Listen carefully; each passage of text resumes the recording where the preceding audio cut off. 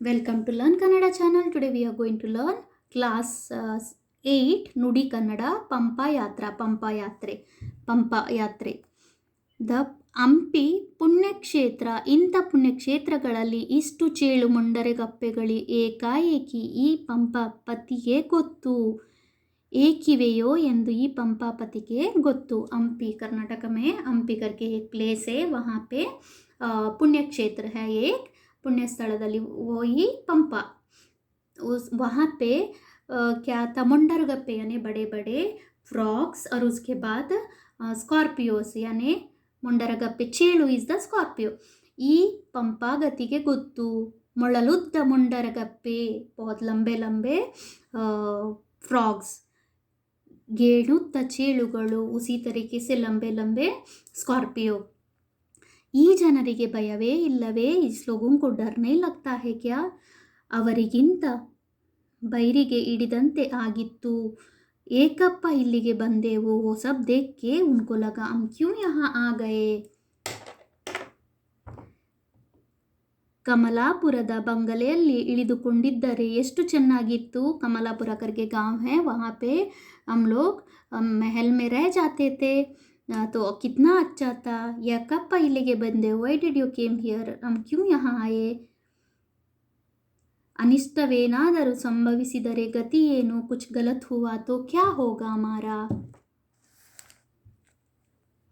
ಇವನನ್ನು ಬೇರೆ ಜೊತೆಯಲ್ಲಿ ಅಲ್ಲಿದ್ದವರು ಭೂಮಿ ಸ್ವಾಮಿ, ಭಯವಿಲ್ಲ ಸ್ವಾಮಿ, ವಹಾಪೆ ಬೋಲ್ತೆ ಹೇ ಜೋ ಲೋಗ್ ಥೇ ಕೋಯಿ ಡರೋ ಮತ್. ಒಂದೇ ಮನಸ್ಸಿನಲ್ಲಿ ಮಲಗಿಕೊಳ್ಳಿ. ಏಕ್ ಮನ್ ಕರ್ಕೆ ಸೋ ಜಾओ. ಪಂಪನನ್ನು ನಂಬಿ ನಿದ್ದೆ ಹೋಗಿ. ಪಂಪಕೋ ಯಾದ್ ಕರೋ ಔರ್ ಸೋ ಜಾओ. ಅವು ಏನೂ ಮಾಡುತ್ತವೆ, ಅವು ಕುಚ್ ನಹೀ ಕರೇಗಾ.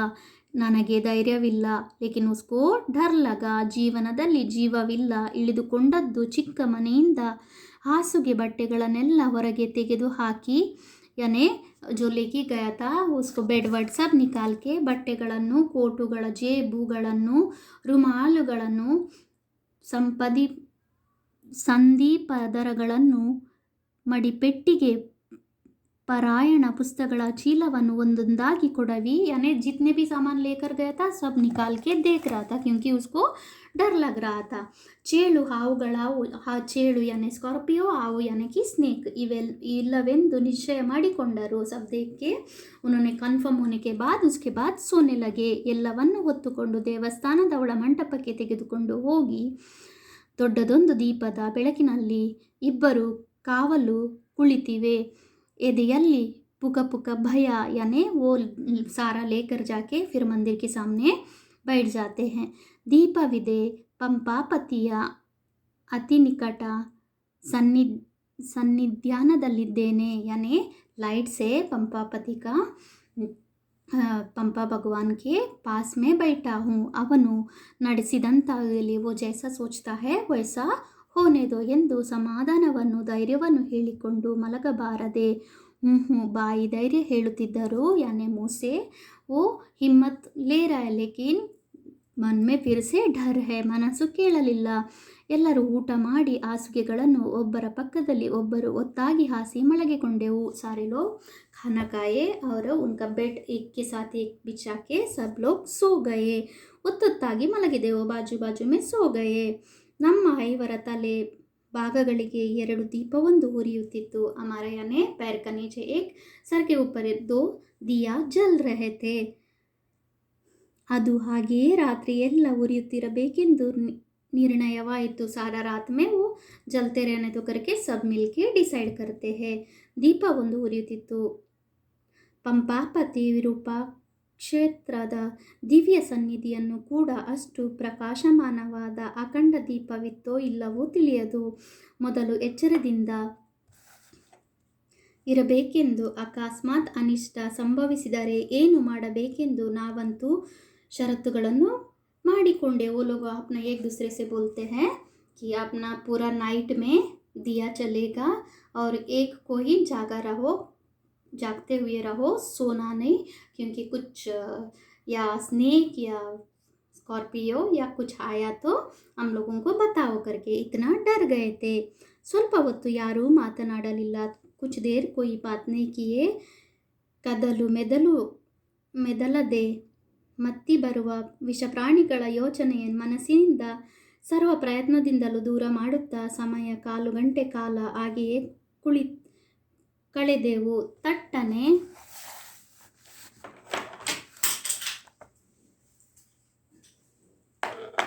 वो लोग ऐसा ही बैठे हुए थे. ಮೂರ್ತಿಗಳ ಅಂಬಿನಂತೆ ಮೇಲಕ್ಕೆರಗಿ ನಿಂತು ಶರಟು ಪಂಚೆಗಳನ್ನು ಕೊಡವಿಕೊಂಡು ಹಾಸಿಗೆ ಬಟ್ಟೆಗಳ ಕಾಲಿನಿಂದ ಒದ್ದು ಚೆಲ್ಲಾಡಿ ನಮ್ಮ ಕಡೆ ಬಂದು ಎಲ್ಲರನ್ನೂ ಎಬ್ಬಿಸಿದರು. एक आदमी सडनली अपना सारा कपड़ा उतार देता है, उसके बाद क्या करते हैं, आके इन लोगों को उठा देते. ಹೇಳ್ರಿ ಏನು ಮೇಲೆ ಬಿತ್ತು, उठो, कुछ ऊपर गिरा, मेरा ऊपर में कुछ गिरा करके ಹರಿದು ಹೋಯಿತು. यानी स्नेक जैसा कुछ चले गया. ಮೈಯೆಲ್ಲ ತಣ್ಣಗಾದಂತಾಯಿತು, ಸಾರಾ ಬಾಡಿ ಕೋಲ್ಡ್ ಹೋಗಿಯಾ ಎಂದರು. ಅಧಿಕಾರಿಯ ಜೋಡಿನ ಸಪ್ಪಳವನ್ನು ಕೇಳಿ ತೂಕಡಿಸುವ ಗುಪ್ತಸರು ಬೆಚ್ಚಿ ಬಿದ್ದು ಏಳುವಂತೆ ಎಲ್ಲರೂ ಎದ್ದು ಬಟ್ಟೆಗಳಿಂದ दूर ಸರಿದು ನಿಂತೆವು. यानी सारे लोग उठ गए और उसके बाद थोड़ा दूर जाके खड़े हो गए. ದೀಪವನ್ನು ಮೇಲೆತ್ತಿ ಒಬ್ಬರು ಹಿಡಿದುಕೊಂಡು ನಾವು ಮೂವರು ಸುಮ್ಮನೆ ಕಕ್ಕಬಿಕ್ಕಿಯಾಗಿ ನೋಡುತ್ತಾ ಕಿಂಕರ್ತವ್ಯ ಮೂಢರಾಗಿ ನಿಂತೆವು. ನನ್ನ ಮೈ ಕೂದಲು निमिरी निंतವು. यानी कि डर के मारे सारे बॉडी का जो बाल रहता है ना वो खड़े हो गया. ಯಜಮಾನರು ಹತ್ತಿರವಿದ್ದು ಒಂದು ಗೊಜ್ಜುಗೋಲವನ್ನು ಹಿಡಿದುಕೊಂಡು ಬಂದರು. बाजू में उनका जो ಯಜಮಾನ यानी जो मेन आदमी था वो एक डंडा लेकर आता है. ಅದೇನು ಎಲ್ಲಿ ಹೋಯಿತು ಎಂದು 4 ಕಡೆ ಹುಡುಕುವುದಕ್ಕೆ ಮೊದಲಾದರು. ಕ್ಯಾತ ಕहाँ गया करके वो ढूंढने लगे. ಯಾರಿಗೂ ಹಾಸುಗೆಗಳ ಹತ್ತಿರ ಹೋಗಿ ಅದನ್ನು ಮುಟ್ಟುವುದಕ್ಕೆ ಮಾತ್ರ ಧೈರ್ಯವಿರಲಿಲ್ಲ. किसी को भी बेड के पास जाके देखने का किसी का भी हिम्मत नहीं था. ಯಜಮಾನರೇ ಹತ್ತಿರ ಹೋಗಿ ಬೇಡಿ ಸರ್, ಸ್ವಲ್ಪ ತಾಳಿ, ಏನು ಹೇಗೋ ಎಂದು ನಾವು 4 ಹೇಳಲು ಅವರ ಹಿಂದೆ ಸರಿದು ನಿಲ್ಲಬೇಕಾಯಿತು. ನಮ್ಮ ಈ ದುಸ್ಥಿತಿ ಹುಚ್ಚು ಸಂಭ್ರಮವನ್ನು ದೂರ ಮಾಡಿ ನೋಡಿದ ಬೈರಾಗಿ ಚೆನ್ನಯ್ಯನ ಅಲ್ಲಿಗೆ ಬಂದು ಎಲ್ಲವನ್ನೂ ಹುಡುಕಿದನು. वहाँ पे एक ಚೆನ್ನಯ್ಯ करके थे, वो आके क्या है करके ढूंढते हैं. ಎಲ್ಲಿಯೂ ಯಾವುದೂ ಕಾಣಲಿಲ್ಲ. ಕುಚ್ ನೈತಿಕ ಹಾಸುಗೆಗಳೆಲ್ಲ ಪುನಃ ಕೊಡವಿ ಕತ್ತಲೆಯಲ್ಲಿ ಜಾಗ್ರತೆಯಾಗಿ ನನ್ನ ಕಡೆಗೆ ಹರಿದು ಕಪ್ಪೆ ಬರುತ್ತಿರುವ ಪ್ರಾಣಿಯೊಂದು ಕಾಣಿಸಿತು. सारा फिर से बेडशीट वगैरह उठा के झाड़ दिए और उसके बाद उनको क्या दिखा, ಕಪ್ಪೆ यानी कि ಫ್ರಾಗ್ दिखा. ಚೆನ್ನಯ್ಯನು ನೋಡಿದನು. ಚೇಳು ಅಲ್ಲ, ಹಾವು ಅಲ್ಲ. ಏನು ಸ್ವಾಮಿ ನಿಮಗೇನು ಇಷ್ಟು ಗಾಬರಿ? ये स्कॉर्पियो भी नहीं है या क्या बोलते हैं स्नेक भी नहीं है, क्यों इतना डरते हो एक फ्रॉग के लिए. ಮೊಳಕಾಲು ಬಡಿದುಕೊಂಡು ನಗುವುದಕ್ಕೆ ಪ್ರಾರಂಭಿಸಿದರು. उसके बाद वो हंसने लगे. ಬೇರೊಂದು ಸಮಯದಲ್ಲಿ ಯಾರಾದರೂ ಈ ರೀತಿ ಮಾಡಿದ್ದರೆ ಅವರಿಗೆ ಗ್ರಹಚಾರ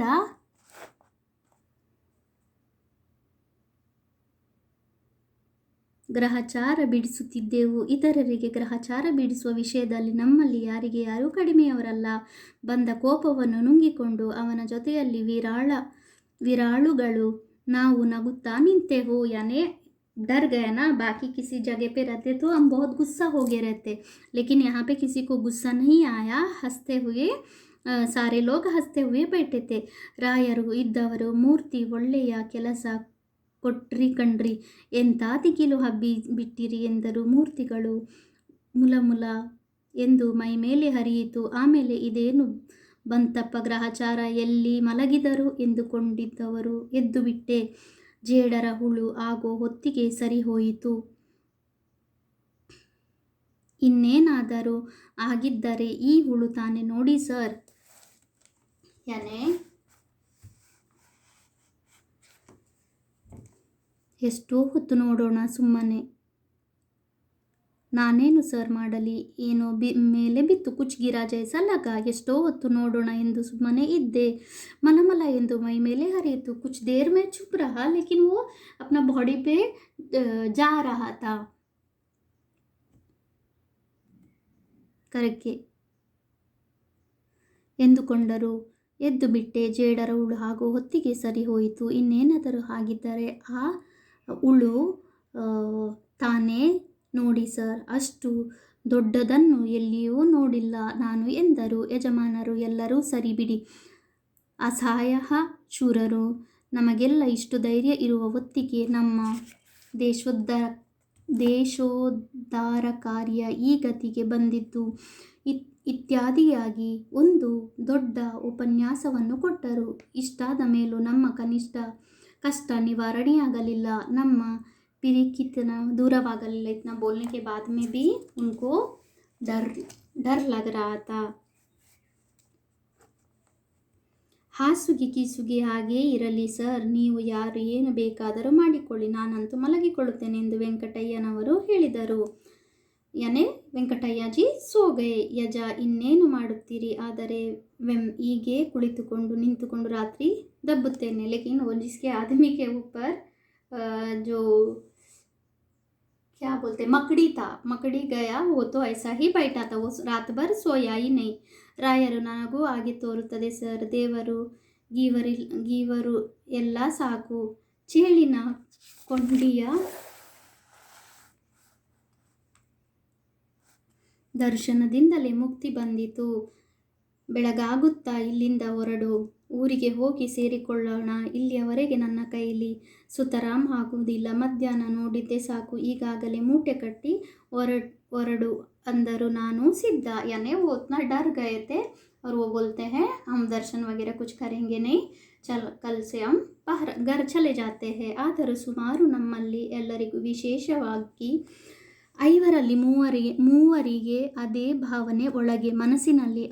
ಆದರೆ ಎಷ್ಟು ದೂರ ಬಂದು ಪಂಪಾ ಸರೋವರ ವಿಠ್ಠಲ ಸ್ವಾಮಿ ಗುಡಿದನ್ನು ನೋಡಬೇಕೆಂದು ಹೋಗದಿದ್ದರೆ ಏನಪ್ಪ, ಇತನಾ ದೂರ ಆಯೇ ಲೇಕಿನ್ यहाँ का सारा यानी पंपा सरोवर विठ्ठल स्वामी गुड़ी, ये भगवान को देख के नहीं गया तो अच्छा नहीं रहेगा करके बोलते हैं.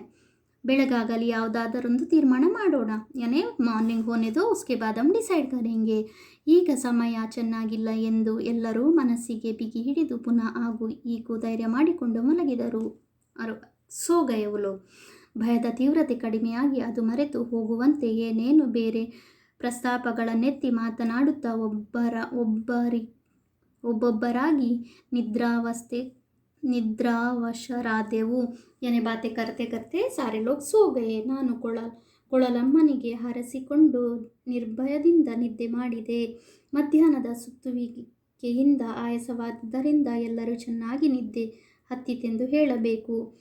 ಪಂಪಾಪತಿಯ ಅನುಗ್ರಹ ಯಾರಿಗೂ ವಿಷದ ಬಾಲ ಕುಟುಕಲಿಲ್ಲ. यानी पंपाजी का आशीर्वाद से किसी को भी विषा यानी कि पॉइजन वाला स्नेक या कुछ नहीं आया वहाँ पे करके. ಬೆಳಗ್ಗೆ ಹೇಳುವ ಹೊತ್ತಿಗೆ 7 ಗಂಟೆಯಾಗಿತ್ತು. ಮಾರ್ನಿಂಗ್ 7 o'clock हो गया था. ರಾತ್ರಿ ಎಲ್ಲ ಬಲವಾದ ಮಳೆ ಬಂದಿದ್ದರಿಂದ ಪ್ರಜ್ಞೆಯೇ ನಮ್ಮಲ್ಲಿ ಯಾರಿಗೂ ಇರಲಿಲ್ಲ. ಪೂರಾ ನೈಟ್ ಬಾರಿಶ್ ತಾ. ಎದ್ದವರು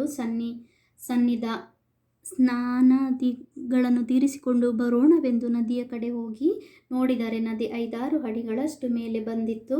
यानी मॉर्निंग उठ के नहाने चले गए, लेकिन रात का बारिश के कारण नदी का पानी ऊपर आ गया था.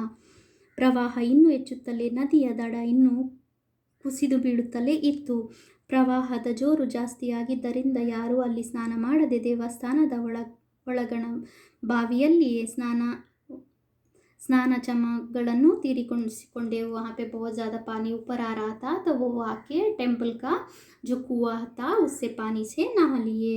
4-5 ಆಳದ ಬಾವಿ ನಮ್ಮ ಕೈ ಎಟಕುವಂತೆ ಮೇಲೆ ಬಂದಿತು. यानी पानी कुएं से हाथ से ही निकाल सकते थे. ದಂಡೆಯಿಂದ ನೀರು ತುಂಬಿಕೊಂಡು ಸ್ನಾನ ಮಾಡಿಕೊಂಡು ನೀರನ್ನು ತುಂಬಿಕೊಂಡು ಸ್ನಾನ ಮಾಡಿದೆವು. ನಮ್ಮಲ್ಲಿ ವಿಷಯದಲ್ಲಿ निर्जीव वस्तुಗಳಿಗೂ ಅಷ್ಟು ममते करुणे. ये एक जस्ट स्टोरी था. कुछ लोग पंपा यात्रा में गए थे, वहाँ पे जहाँ रुके थे ना, वहाँ पे उनको क्या बोलते हैं, स्कॉर्पियो और दूसरा एक क्या बोलते हैं, स्नेक, मुंडरगप्पे यानी कि फ्रॉग, वो सब दिख रहा था. उससे उन्होंने डर गए. उतना ही स्टोरी है. इसका क्वेश्चन आंसर मैं आपको एक्सप्लेन करती हूँ, तब जाके ये स्टोरी समझने में थोड़ा मुश्किल है. यदि समझ में नहीं आया तो आप पर्सनली मुझे मैसेज कर सकते हो. जिन्होंने भी अभी तक मेरा चैनल सब्सक्राइब नहीं किया है, please subscribe my channel. Thank you.